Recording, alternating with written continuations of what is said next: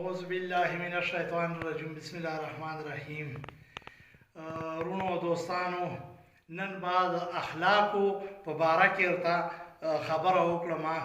په قرآن پاک کې الله تعالی فرمایي نبی علیہ السلام ته چې تاسو د اخلاقو په بهترینه مرتبه باندې ناست یې، ځکه د اخلاقو وجه چې جوک در جوک خلک راځي مسلمانان کږي. نبی علیہ السلام اخلاق مبارکه ډېر زیات ښایسته وو. هر چا سره په ښو اخلاقو باندې میلاوېده چې څومره معاشره وه څومره خلک وو، نبی علیہ السلام اخلاق ډېر ښایسته وو.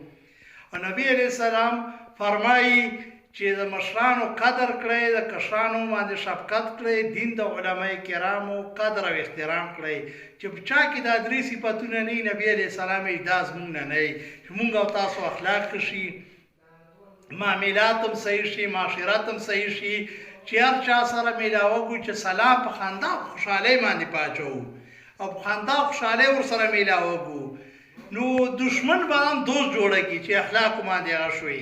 بیا دین علاوه چې کوم دی که نه چې مونږ سره څه خبره چا نه څه کمی زیاتی وشي، څه خبره راشي چې مونږ ماف کولو هغه ځان کې پیدا کړو چې خلک ماف کړو، مونږ مینه محبت پیدا کړو، دا فساد او دا تکلیفونه او دا شیونه منځه نه وباسو چې خلکو سره مینه محبت کړو، صبر کړو، استقامت کړو، ګاونډي سره ښه سلوک کړو.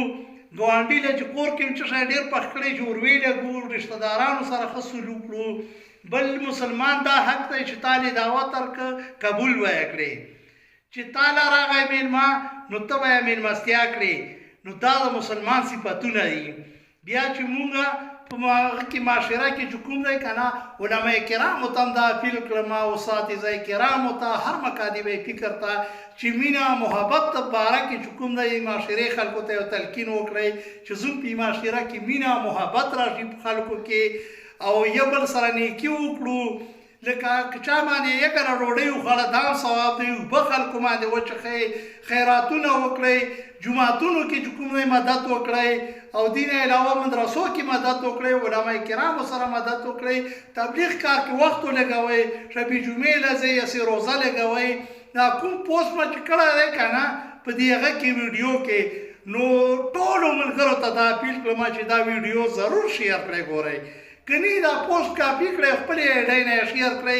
دا به یو خوارۍ باندې اخکړی دی، ټولو مسلمانانو لپاره یو نصیحت دی، د قرآن پاک او د حدیثو نه نصیحت دی چې ټول خلک چې کوم دی که نه دا ویډیو ضرور شیر کړئ. او که ویډیو نه شیر کوئ دا پوسټ تر کاپی کړئ، خپلې ایډۍ نه شیر کړئ چې ټولو مسلمانانو ته نیک پیغام راشي. د قرآن او د حدیثو پیغام دی، ما خبرې نه دي، د الله خبرې او رسول خبرې. والسلام.